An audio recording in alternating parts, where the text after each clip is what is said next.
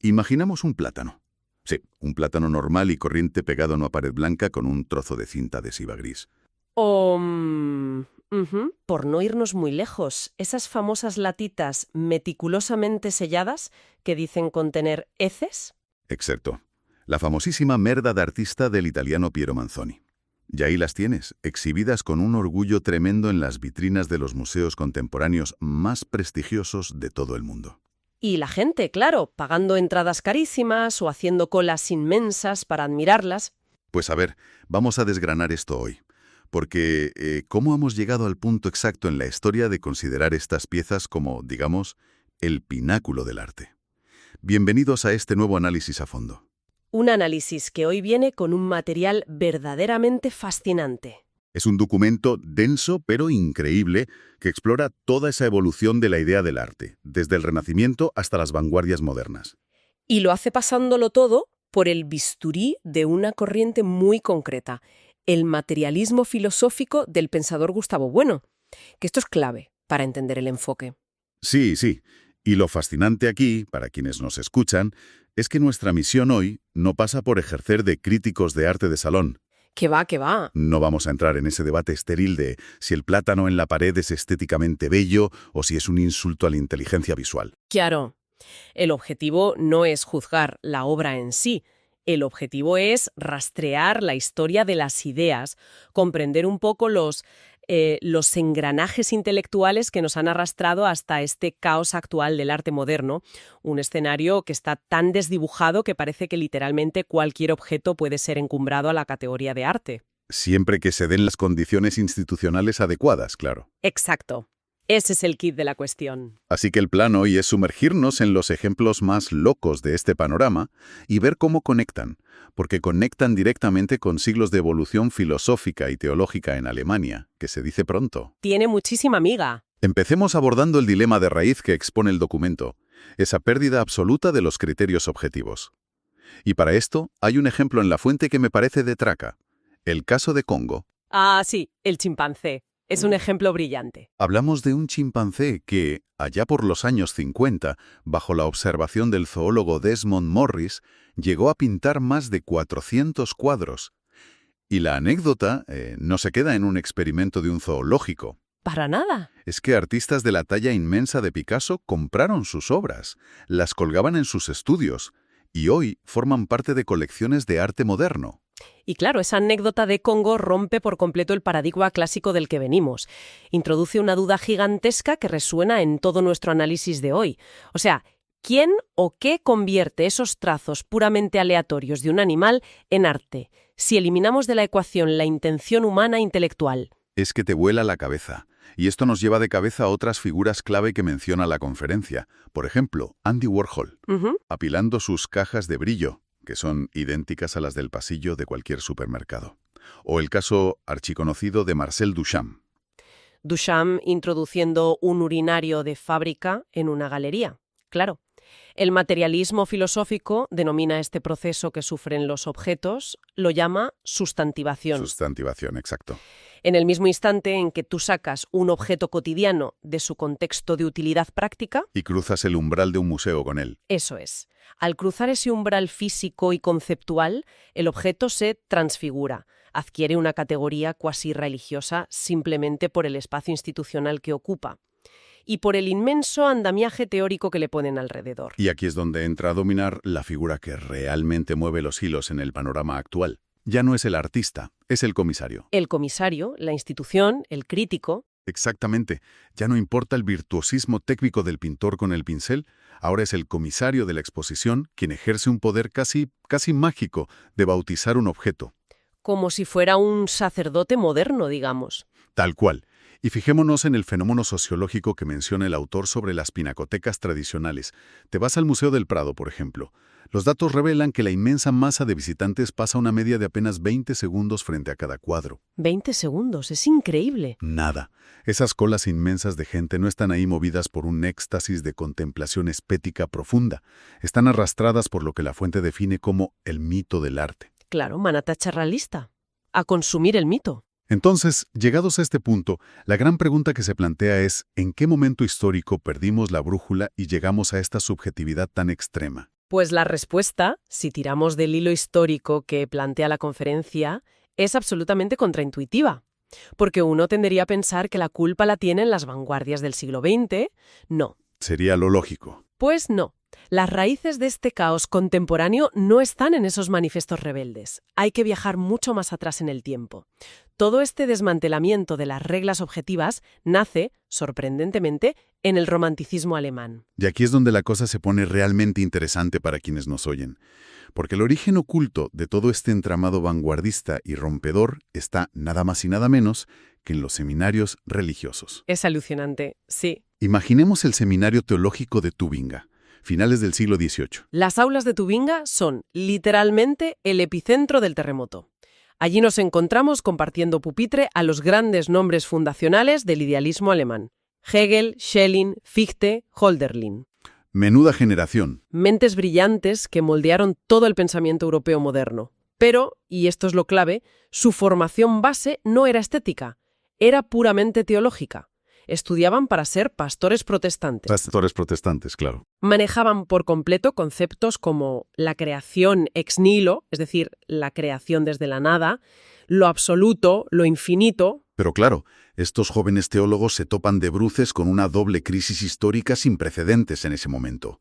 Por un lado, tienen a Francia exportando la Revolución Francesa a cañonazos. Sí, la Ilustración armada. Un movimiento implacable que con la guillotina y la razón por bandera intenta aniquilar la idea misma de Dios mediante la ciencia. Y por otro lado, dentro de su propia tradición alemana, arrastran las consecuencias devastadoras de la reforma protestante de Lutero y Calvino. La iconoclasia. Exacto. Habían vaciado literalmente las iglesias de retablos, de estatuas, destruyeron el arte sacro visual para dejar paredes blancas y salmos austeros. Y entonces se encuentran ante un abismo espiritual colosal. Imagina el panorama.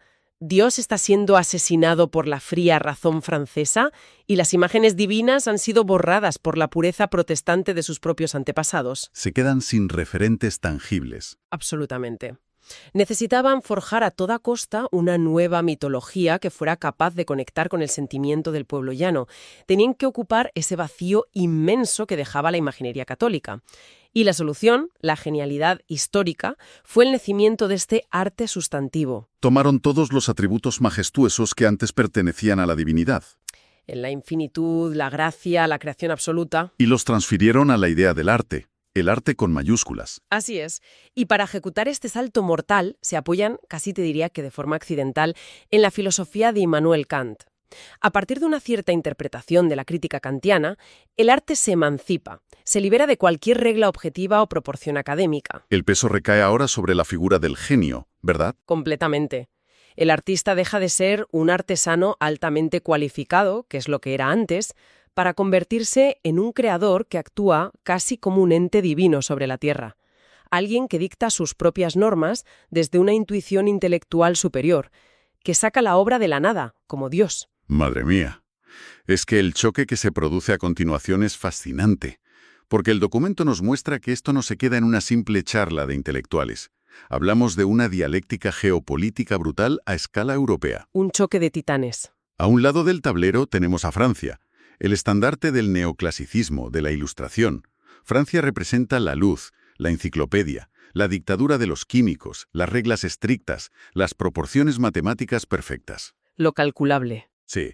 Y al otro lado, Alemania se rearma ideológicamente con el romanticismo, como una reacción visceral contra esa fría geometría mental francesa. Frente a la luz francesa, Alemania abraza deliberadamente la noche, La oscuridad. la muerte, el misterio, el peso abrumador del sentimiento y de lo irracional. Porque ellos entienden perfectamente que la fría razón analítica de los franceses no puede conmover el alma de las masas. Un tratado matemático no te hace llorar, ni salir a la calle. Ni de broma. Y de ahí surge un concepto vital que articula gran parte de la conferencia de Bueno, el inmenso peligro de las ideas fuerza. Los tratados lógicos no levantan pasiones, pero los mitos identitarios sí. Y es interesantísimo ver cómo estas ideas, estos conceptos absolutos, no se quedaron encerrados en las bibliotecas de las universidades. Y por hacer un inciso importante aquí para quienes nos escuchan hoy, al adentrarnos en estas derivadas políticas que menciona la fuente, obviamente no estamos tomando ningún partido, ni estamos respaldando ninguna visión histórica concreta. Por supuesto.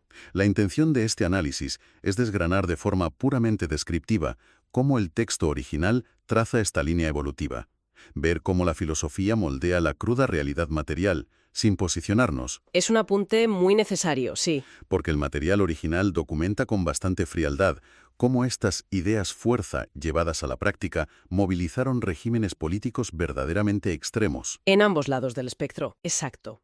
Por un lado, señala cómo pensadores surgidos de la izquierda hegeliana, como Karl Marx, intentaron realizar estas ideas absolutas a través de la historia material, buscando el comunismo.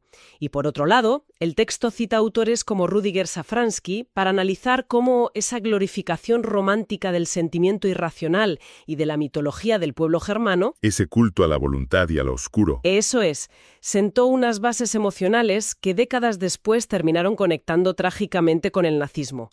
La fuente nos expone cómo las ideas filosóficas tienen una estructura que, al aplicarse, altera el mundo de formas imprevisibles y a veces terribles. Volviendo a la evolución de estas ideas en el plano Puramente estético y artístico, esta ambición romántica de crear una mitología envolvente alcanza su clímax con una figura ineludible: Richard Wagner. Ah, Wagner. La apoteosis romántica. Según el documento, el compositor buscaba materializar esta idea filosófica creando lo que llamó la Gesamtkunstwerk, la obra de arte total. Que es un concepto tremendo. En el teatro de Bayreuth, que él mismo diseñó milimétricamente, unió música sinfónica, teatro épico, escenografía y todos los mitos germánicos de los Nibelungos. El objetivo no era que la burguesía pasara una tarde entretenida, era orquestar una experiencia inmersiva, casi de secta, que absorbiera la voluntad del espectador por completo. Y fíjate en los detalles materiales de cómo lo hizo. Wagner escondió a la orquesta en un foso invisible para que no vieras a los músicos sudar ni afinar.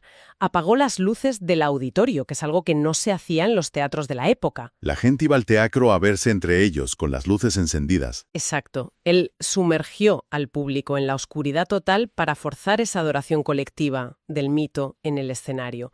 Quería anular tu capacidad crítica.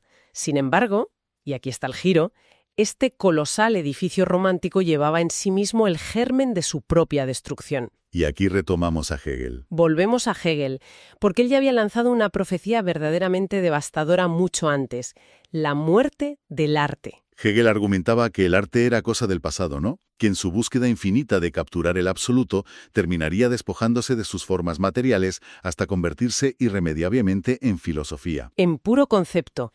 Y esa profecía hegeliana es el billete de ida directo al caos del siglo XX. Es el pistoletazo de salida para las vanguardias. Y vaya si llegaron las vanguardias. Aparece el cubismo de Picasso destrozando la perspectiva tradicional. El dadaísmo atacando la lógica misma. El surrealismo buceando en el inconsciente freudiano. Y siempre con un papel por delante. Todos estos movimientos nacen lanzando manifiestos larguísimos. Tenían una actitud completamente bélica. Su objetivo declarado era dinamitar y destruir la institución del arte clásico burgués, desde dentro.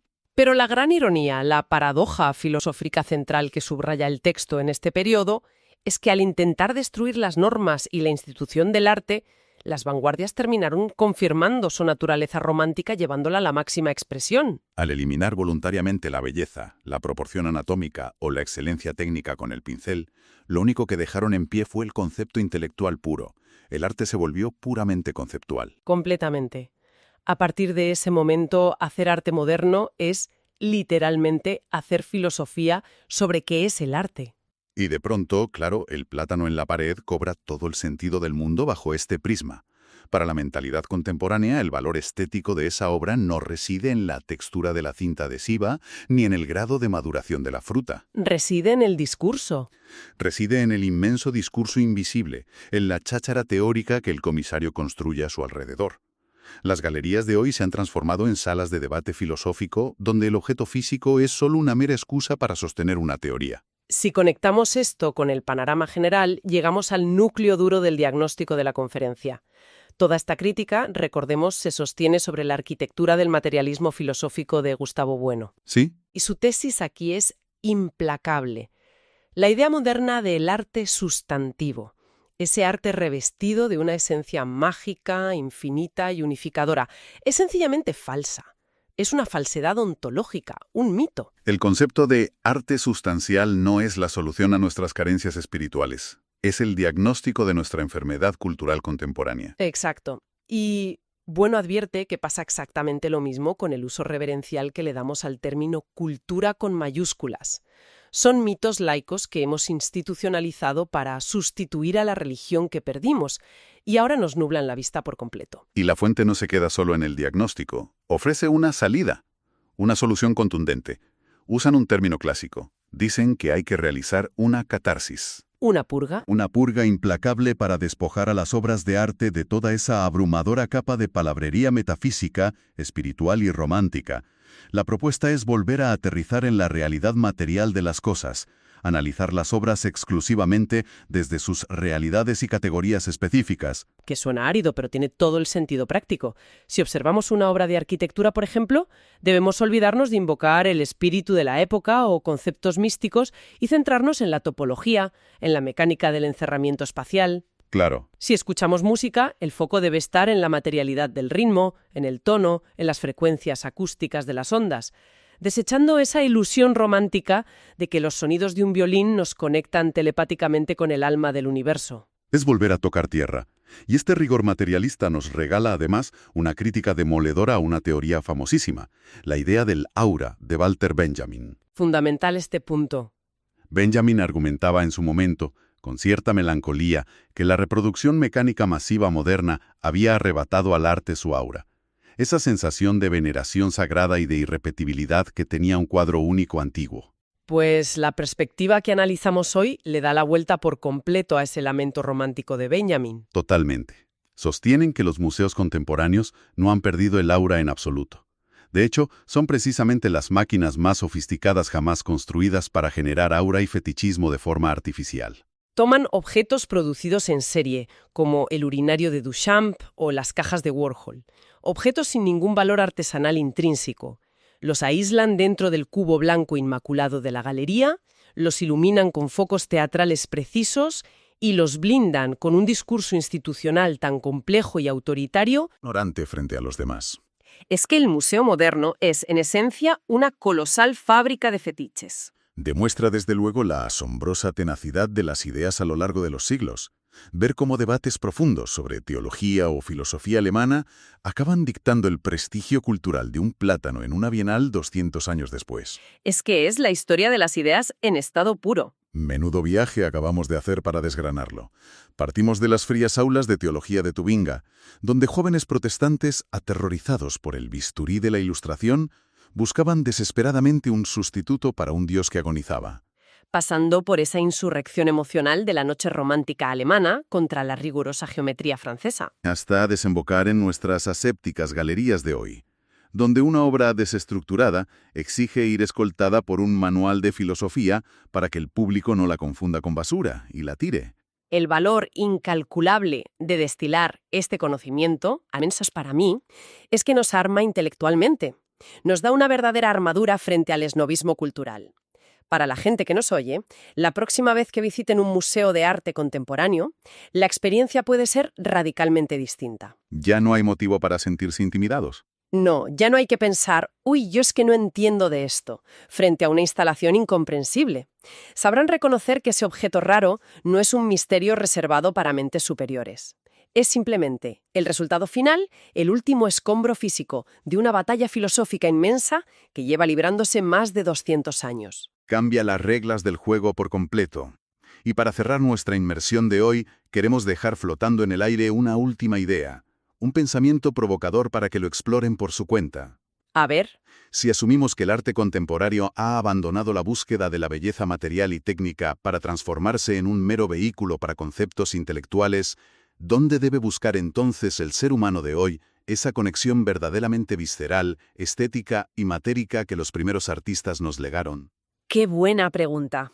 Hemos convertido los museos de arte contemporáneo en las nuevas iglesias burocráticas de una religión vacía, donde la gente hace cola, paga su entrada, pero en el fondo nadie sabe muy bien a qué Dios le está rezando.